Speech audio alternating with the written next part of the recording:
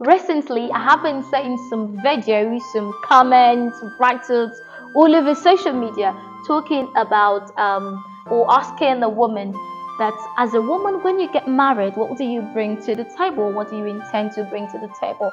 And I realize that some women just get angry, flare up, and all of that, bringing the idea that the beauty is enough to bring to the table, or whatever beauty and all of that is enough to bring to the table. And then I'm like, have you seen the Virtuous Woman?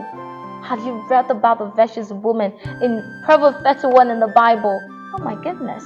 My name is Lillian Ilori, and this is my husband. I am Faith Ilori. And this is Rema TV. And you know the most painful thing? Children are growing up, little girls, little young girls are growing up that spend most of their time on the social media. And you see these adult ladies that always bring this idea of beauty, body physique, good sex as what they can offer and bring to the table. It is very, very painful and very alarming. I'm telling you, it's very annoying.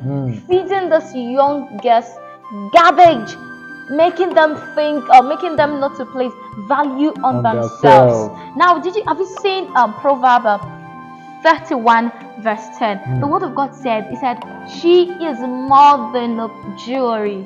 It said she is far above rubies. Oh my goodness. Do you know what you would say next time when someone asks you, what are you coming to the table with?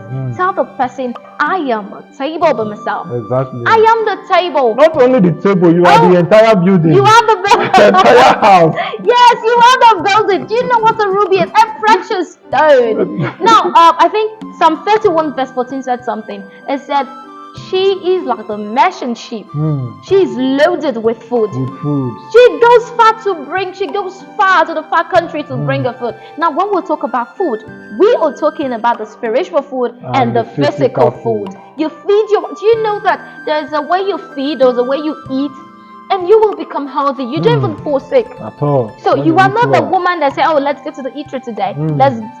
You make food for your family, not just any other food. You research. You check everywhere for food. The merchant ship. Yes. The merchant ship comes with a lot of goods. A lot of goods. A lot of it. You see, because this is a metaphor that the Bible is trying to use here. Yes. It's trying to tell you that this ship is a ship of the businessmen. When they are bringing their ship, just imagine containers of goods coming from China. Yes. It is loaded with goods. And you cannot go to a virtuous woman's house and not find anything. You cannot go there and be hungry. Of course. You cannot go there and lack ideas. At all. She is the woman you go to and you seek advices from her. I'm telling you. And she's loaded with food. Yes. What spiritual food? She's the woman that you have at home. When she gives you the spiritual food, when you go out every day, you know what to do at each and every time because you have the wisdom from her. You have eaten the food of wisdom. Yes. You've eaten the spiritual food. You've eaten she's loaded with the spiritual food. You go out and people see something else. They don't see the you because you have a woman at home. What are we not saying? In Proverbs 31 verse 16, the word of God said, it said she considers a new feed before she buys it. Oh God. And he's also saying, he said she plants the fruit. I said she plants this fruit, she plants this feed with her own earnings. So that shall say with her own profit. Yes. And she buys it with her own earnings. Now, what am I trying to say? This virtuous woman is a woman that she's so in fact, when someone asks you, what are you bringing to the table? Tell the person, God created me so well that I am going to have my investment. Exactly. I am going to support this family. I am going to push this family to the next level because I will have my investment. And I am a woman that considers things before doing. Yes, talking about considering, I want to underline that word. A woman must consider anything before she buys it. Of course. She must look at the pros and cons of every decision she's about to take. She is a wise woman. If you come into a man's life, because the Bible says one will kill 1,000 and two will kill 10,000. So you are coming into his life to bring additional An extra 9,000 Oh, 9,000 into his life, 9 and not reduce that 1,000 you met into 500. into 500 No, you or were zero bringing an. or into debt. Yeah, just imagine some women, when you meet the man, when the man gets married to you, the man is doing so well. And then immediately you come into the life, Yes. they just go back to nothing. So Go what back are to you zero, to and even zero? put the man into debt. Buying unnecessary material things that are not, that will fade away, that will wear out. Taking your priorities are not set right. The things you consider are not just it. No, you are the woman that consider things before. Do you give the man the right advice? Do you know why? Because you were picking your advice from the well of the spirit. From the well of You the give him spirit. the right advice. And women should know that they are even more valuable than the man. What am I trying to say? See, one, the man alone will kill 1,000. He will chase away 1,000. But you will come together with him. You are chasing away 9,000. In other words, you are bringing more 9,000. Let's say 9,000% of every other thing, of whatever the man has. Yes, so you are even more valuable. No wonder the word of God said, it's like when the man said, he that finds us a wife finds a good thing and has obtained favor from the Lord. Oh, and not bring a curse to the man. No. What you should bring from the Lord should be favor. Next time someone asks you that what are you bringing to the table, tell the person that I am the good and I am the favor that the Lord is planting in your life. Yes. You need to know who you are. Oh my goodness. Now the word of God also said in verse 18, it said her lamp does not go out. Yes. It said it burneth continually in times of trouble, in times of sorrow. Talking about lamp, this is not a physical touch lamp. This lamp we are talking here is the altar of the woman.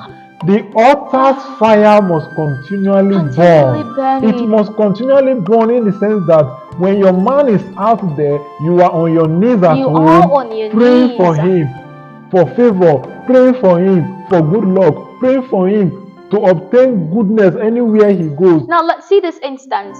Your husband comes to you or comes back from work and said, "Oh honey, at work today my boss said they won't pay me for 6 months because of something that happened 6 months." Or some people are conspiring against him. You tell him, "Oh honey, don't worry. You know why? Because you were going into the room on your knees and you were fighting it. Because your lamp is not going down; it is burning." Now, when you go down to the last part of the verse 18, I think the part B of the verse 18, he said he's warning away fears. Yes. He's warning away troubles. He's warning away sorrow. Now you will tell him, "I don't care the family you were coming from. Yes. I don't know the limitations in your family, but because I am stepping in, I am pushing all of that away. I am taking them away, and the because man I am the glad good." he has you. Of course. So you are the table, and you are in fact, you are the building, like my husband just said. You are the building. You are the building. Small for you. So you are everything that the man needs. The man needs. And a virtuous woman always prepares for everything. Yes. During winter, she's ready. She's always ready. During summer, she's ready. She brings honor to the man. When they see her outside, when they see her husband outside, because of her, people will respect her husband. People will respect "Don't you know her this is the husband of so and so, Mrs. so and so?" When they hear your name and know that this man is your husband, they will give him honor. And another thing about the virtuous woman, it said she wakes up early in the morning and gives tasks to her maid. Exactly. So now some of you would say, it may just be a poverty life. No, the virtuous woman is a wealthy woman. She's a wealthy woman. She's a noble woman. She has servants, she has maids. And she's generous to she's them. generous to them. All of them likes her. I want to use someone as an example. Let's use this lady, Mrs. What's her name? Iwela. Yes. Ukoje Iwela. You see, that lady, that woman, that mama, I call her Mama Africa. She is a woman that has brought not only honor to her family, but to Nigeria as a whole. Mama Iwela. Yes. So let's try. She's a very industrious woman. Oh. So the virtuous woman is an industrious woman. Hmm. You, no matter, even you might be working, but then you will still attend to your family. Your Exactly. family is still there. So, in fact, I just want to end this with go home and study Proverbs 31 Proverbs 31. from beginning to the end.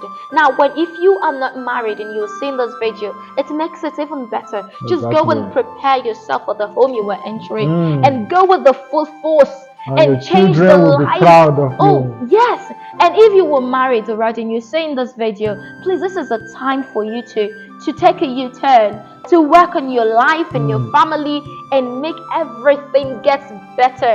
It is the high time. I believe this video was timely. You're not just seeing this. Exactly. This is the right time for you to make the right decision. Thank you for staying with us. We love you. Bye.